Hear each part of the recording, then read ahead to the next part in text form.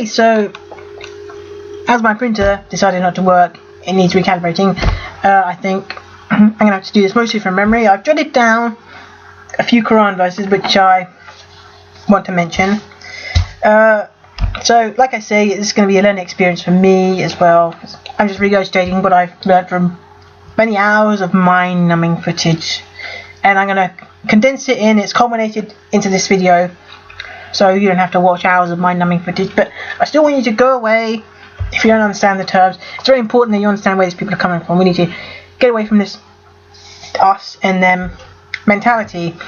And throughout the video, I'm going to be taking sips of my water. So I'm going to be here for a while. There's a lot to get through, so let's get started. So there's several sections. Okay. But I can't stress avoided if possible enough. It's very important. You don't know who you're talking to. And then look, with introductions, it's just what they're going to do to get this conversation started. And then don't mention obvious things. Well, there'll be more on that. Kalam, we can't talk about Muhammadan without talking about Kalam. And then supports of why the story of Iblis is stupid. Can life really be a test? Well, actually, I think I actually switched these around. So, can life be a test is going to be after, before, thoughts on Iblis, and then a few common prophecies and predictions you'd like to encounter. So anyway, so when they come up to you, they're going to pretend to be friendly. Well, they're going to pretend to be mild-mannered, but really, they think that they're better than you, and you're going to have to show them, no, they're not better than you. Now, a lot of these people, they are going to be touting us in their mentality. People like Dawah Man, and Yusuf Estes, and Zakir Naik, and Yusuf Chambers, and all those other people, because they are trying to spread Al Saud's cultural hegemony and export the Saudi Arabian status quo to other parts of the world. That's why they're on the streets of Western countries. And look, if you tell them you're a Sikh, they're going to go on about how Guru Nanak went to Mecca, even though he didn't complete the Hajj, so I'm told, that he wasn't a Muhammadan. But if you're Christian, they're going to tell you that Jesus was a Muhammadan, even though he turned water into wine, which I think that's rather curious. But yep, that's the sort of thing they use. And if you're irreligious, they're going to go into Kalam. Now, the reason why I say be suspicious of free Qurans is newer interpretations of a Quran are going to have usually an agenda. Look, they have the benefit of modern science. Now, just to give you an example, Quran 51:47, newer translations of this verse talk about an expanding universe. Now, my Yusuf Ali Quran, it doesn't use the word expanding. This word expanding is being forced in by newer Quran translators. This Quran translation is driven by one's desires. Well, I say translation, but really what it boils down to is Quran interpretation is driven by one's desires. So if you have a certain agenda, you're going to interpret verses in a certain way. And that's the whole reason for the science in the Quran narrative, which I will be addressing later. And then, if you do accept one of these Qurans, check the ISBN, you can tell where it comes from, who published it. And my advice is, go on eBay, or go on Amazon, or a bookstore, and find either a Marmaduke Pickthall or Abdullah Yusuf Ali. Those are the only two Quran translations I accept, because they're amongst the earliest. And I don't accept any of these more recent translations, because they're going to have, benefit is maybe the wrong word, but they are translated in light of the science in the Quran narrative, whereas Abdullah Yusuf Ali and Marmaduke Pickthall, they were around before science in the Quran narrative took off with Sheikh Azindani's conference. Okay, so Hamza Sorsis, he says, look, don't try and answer all the questions. You've got to try and link everything to Tawheed so you can take control of the conversation and talk about Tawheed ASAP. He wants to talk about the things that he wants to talk about and not talk about what you want to talk about, and he advises people to do the same. He wants to steer the conversation in a certain direction, and he wants to. His lackeys try and avoid uncomfortable situations. That's what it boils down to.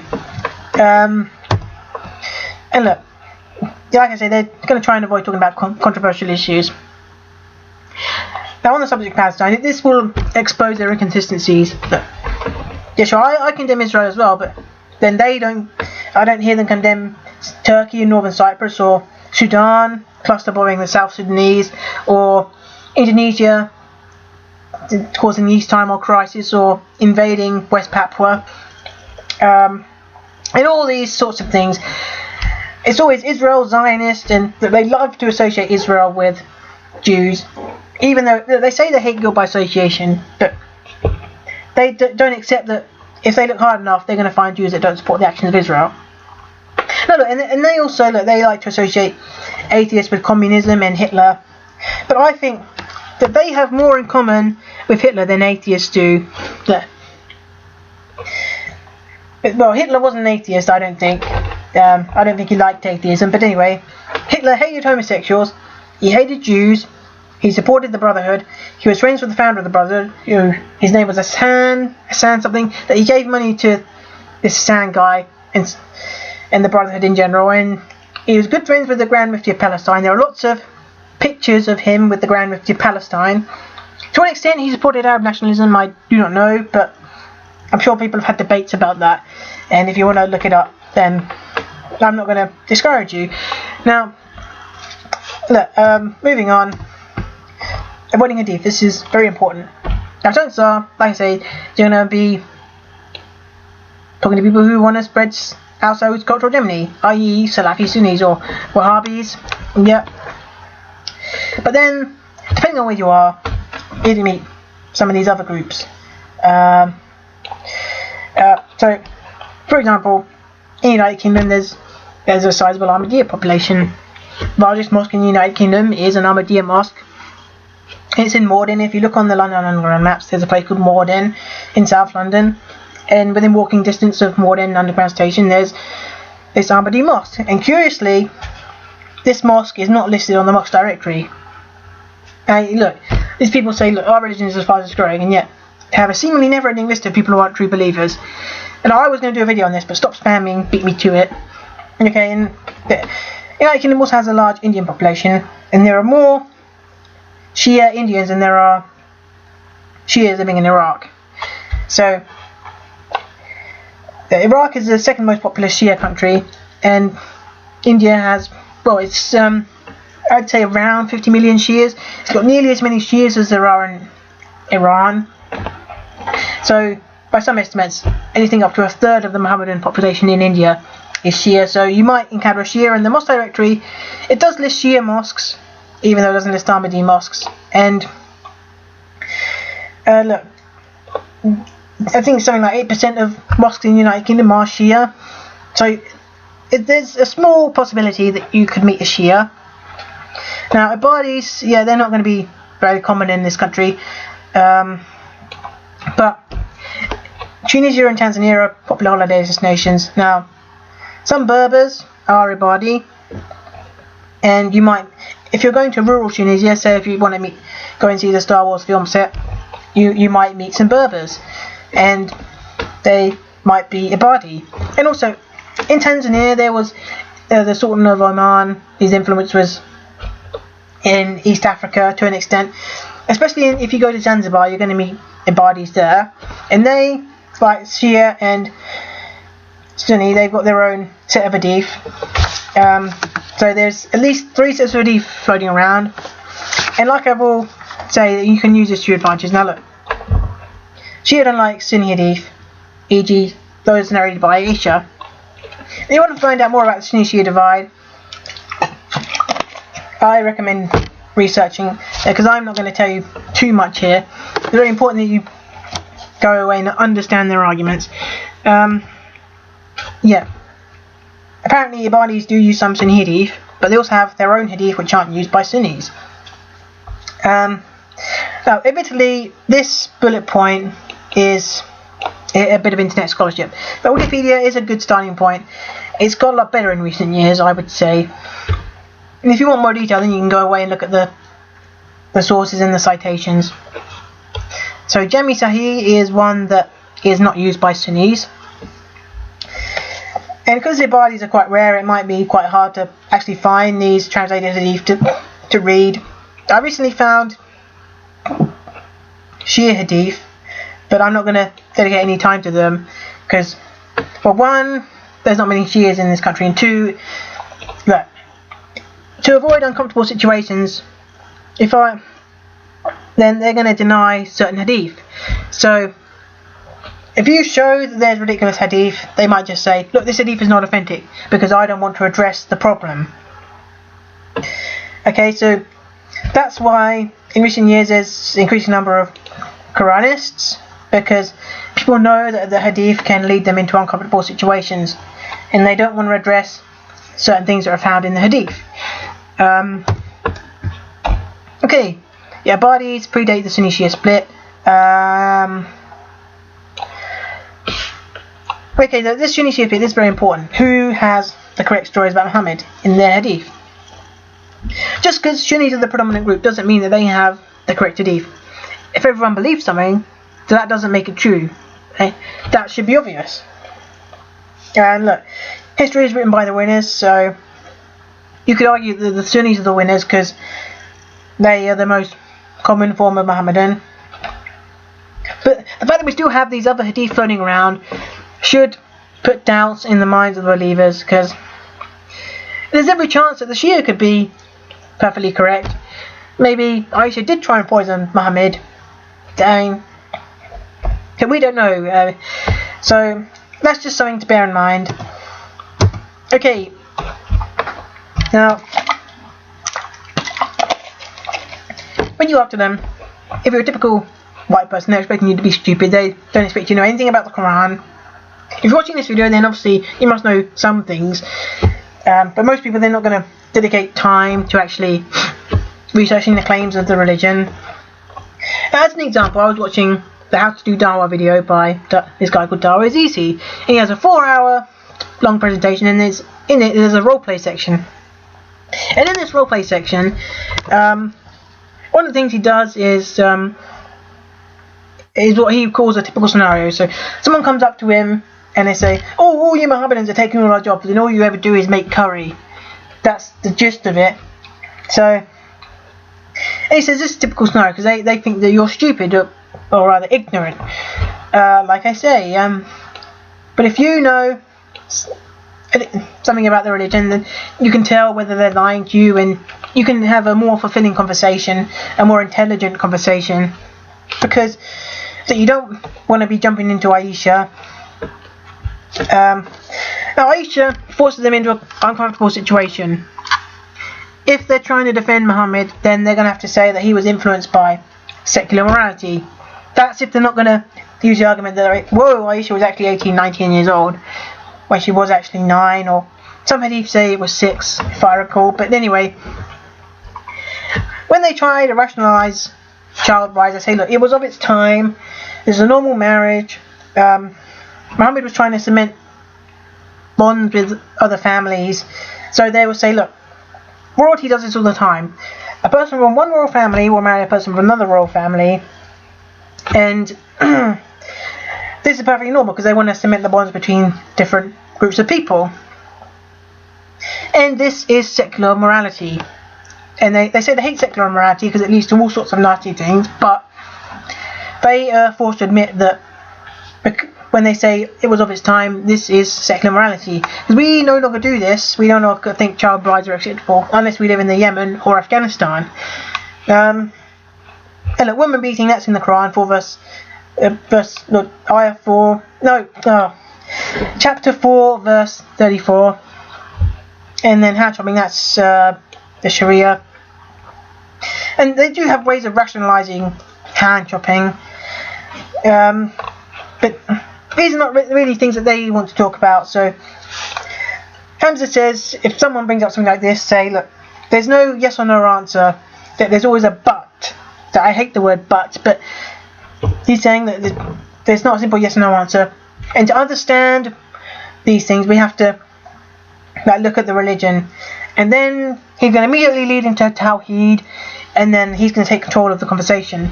So these are things that they expect you to bring up in conversation.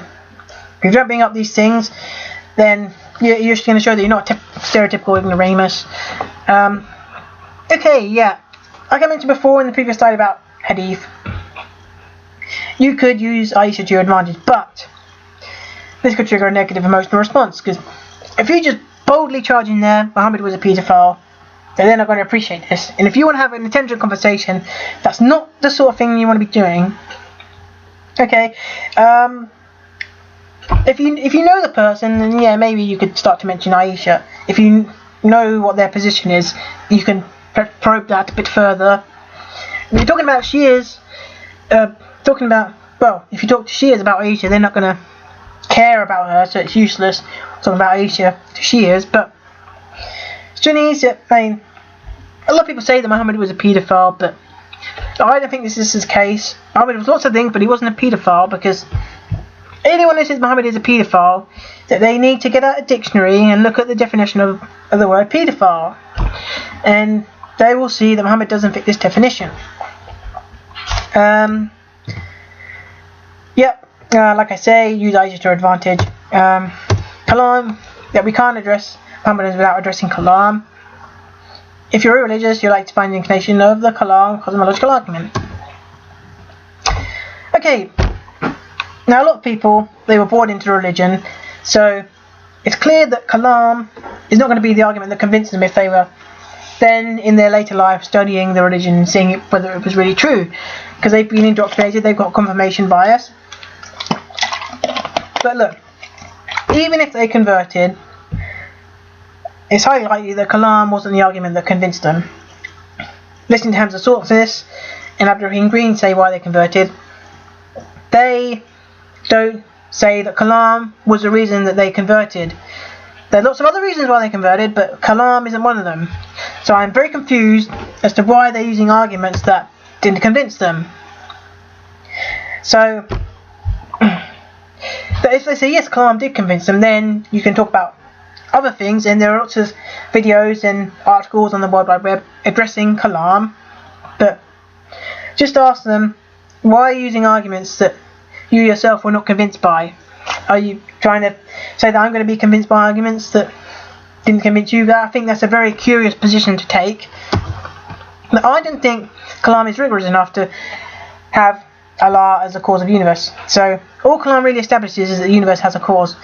The exact same Kalam cosmological argument that they use is the one that William Lane Craig uses to establish Christianity. There's nothing in Kalam that says it was Allah that caused the universe to come into existence. Now there are lots of issues with Kalam, but my main issue is it's not rigorous enough, and how did we get from the universe having a cause to the cause being Allah? It's a big jump. Now, these people say time can't go infinitely far in the past, and yet Allah goes infinitely far into the past. And you have to believe that one day Allah suddenly decided that I'm going to cause the universe to come into existence. Now, how did Allah get to now? Is that we're told that time cannot go infinitely far into the past, and yet their favourite deity does. And I was always confused by that. How can something go infinitely far into the past? I mean, I'm quite ignorant about the physics of cosmology, but I don't think the cause of the universe can be Allah. At the very least, the cause could be something supernatural, but there's nothing in Kalam to say that the universe was caused by their favourite deity. Because their Kalam argument could be used by anyone of any religion, and at the end of it, the conclusion is, it's my favourite deity. But there's nothing in the Kalam which makes it specific to any particular deity. Okay. Now this, you know the Stephen Fry video on deities, and the Muhammadans were like, ha ha ha, you atheist, life is a test, in their responses. Okay, I like to use my analogy of the English lecturer. So you have student A, and shouldn't be, and you have to forgive my squiggly lines. So anyway, the students, they're in the same class, they're doing the same syllabus, and they're expected to get the A grade, both of them, but the teacher says to student A that, I'm sorry, I'm putting you on a harder exam, but I still expect you to get the A grade, even though you've got different questions to student B. Look, this, in the context of a classroom, this is ridiculous, but this is what Muhammadans would have you believe about life. That Allah expects everyone to get into heaven, but some people, they've got a harder test. It's almost as if Allah actually wants people to go to hell because He's given them a really hard test of life, like for homosexuals, for example. The religion calls for rajam of homosexuals, i.e. stoning of homosexuals, which I think is completely wrong. And we can have a debate about as to whether homosexuality is natural or not, but that is largely irrelevant to this discussion. Even if homosexuality wasn't natural, there's still the argument of, well, why are some people given a harder test than others? Surely if life was a test, then it would be an objective test, and in that case there would be no free will, because our lives would have to be predetermined for the life to be a fair test. So we'd have all the same scenarios at the same points in our life with the same parameters. And of course this doesn't happen because all humans are different. There's lots of genetic variation between humans. So in my opinion, life cannot be a test. You can't have life be a test and there be free will. Either there is free will and life is not a test, or there is no free will and life is a test. Okay.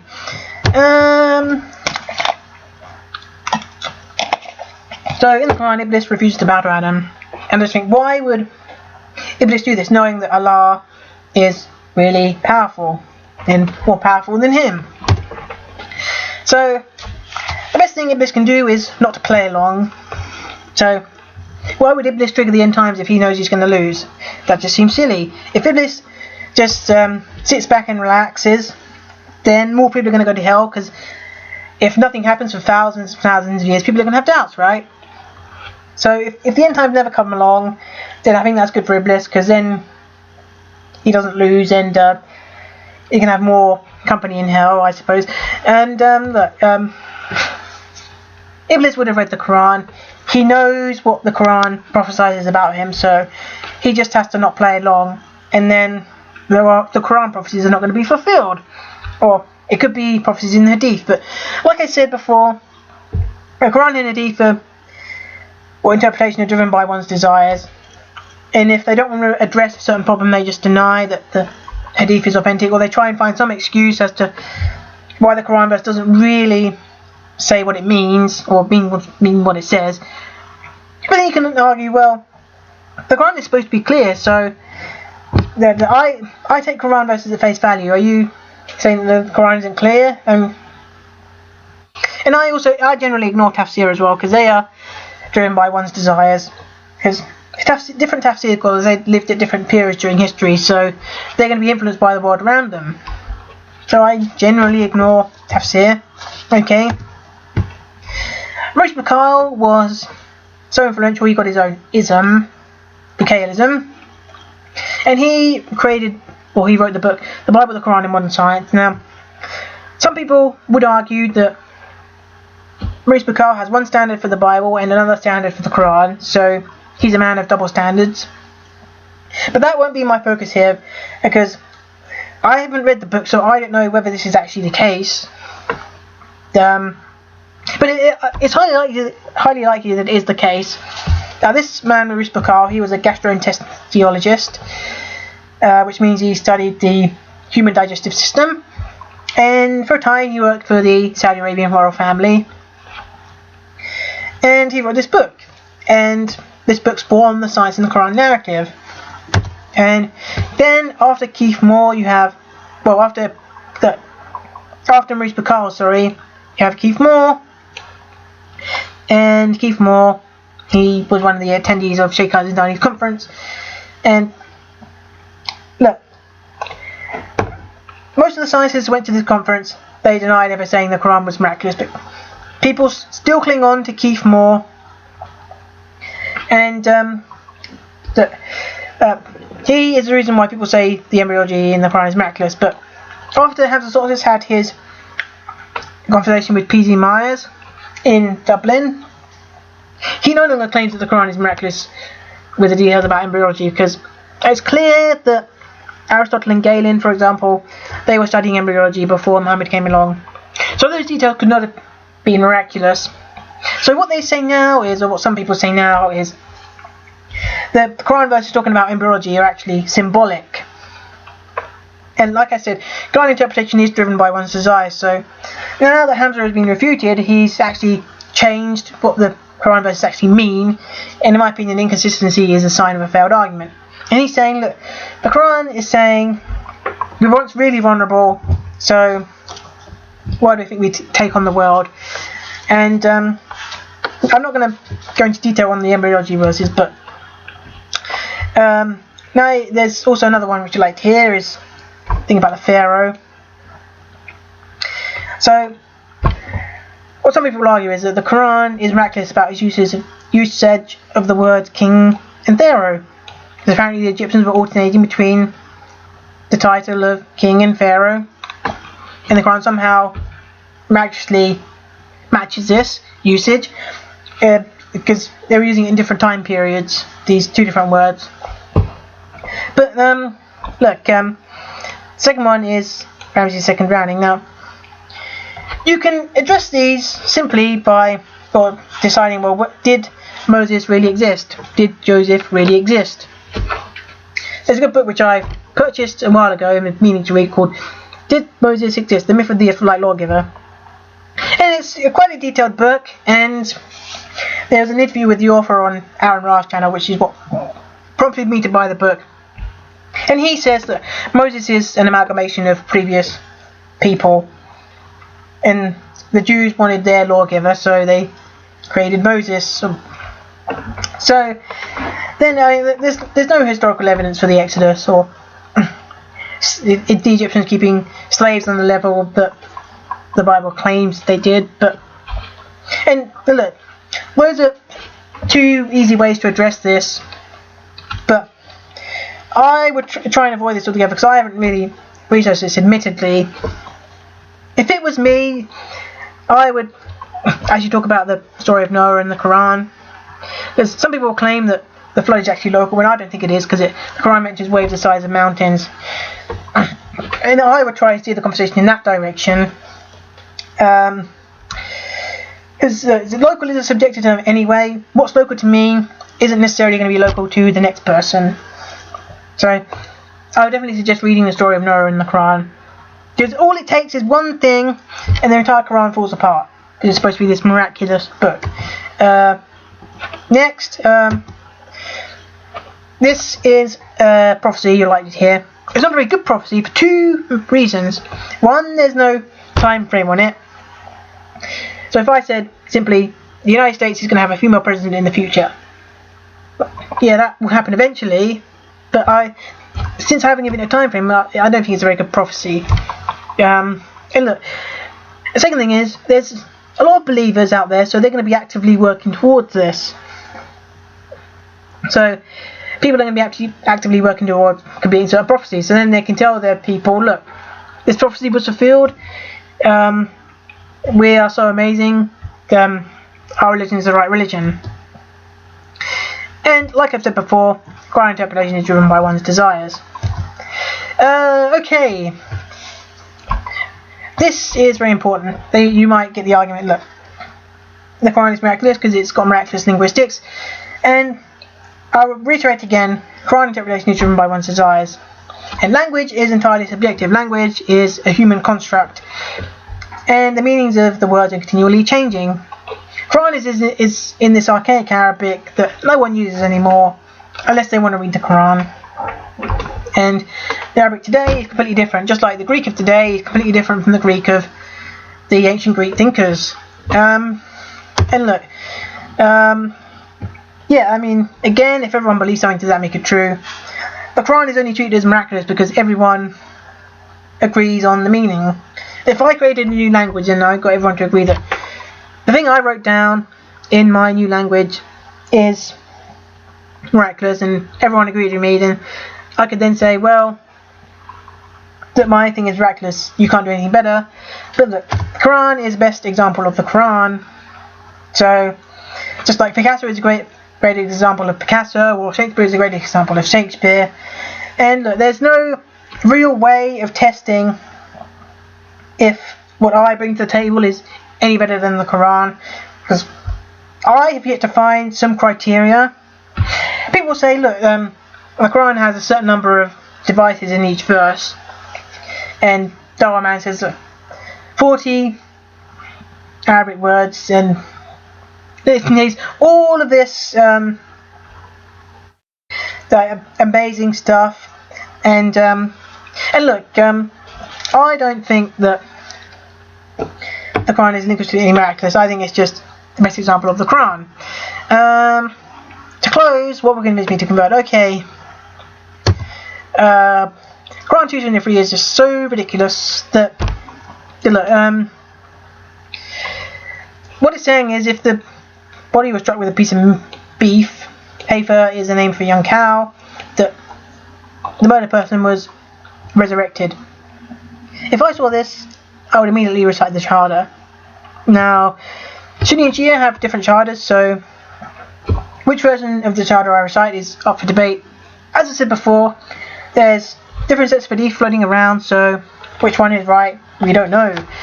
Sunnis will obviously argue that their hadith is right, but equally, Shias and Ibadi would argue that they have the best set of hadith. I mentioned Dawah is easy before. There's a video which he calls Funny Christian, in funny is in block capitals. You can see it on his YouTube page. It's one of his more popular videos. And at the end, Christian guy's trying to run away because he realizes he doesn't have the high ground. And he says to him that the Bible says that the Holy Spirit will protect you from poison. Let's poison you and see if this is true. And I'm like, wow. So I'm thinking to myself, look, Quran 2:73, if I was there, I would ask you, look, would you like to go to McDonald's and we can buy some beef and we can test if this verse is true, testability of this verse. And look, obviously they're not going to agree to that, but I think they would be the ones running away if I tried to press this on them. They might try and find some excuses, but like I say, they're going to try and steer the conversation in a certain direction, so maybe you could use Quran 2:73 as a kind of shock tactic. And that's all I want to get through. Thank you for watching. Have a nice day, and I'll see you later.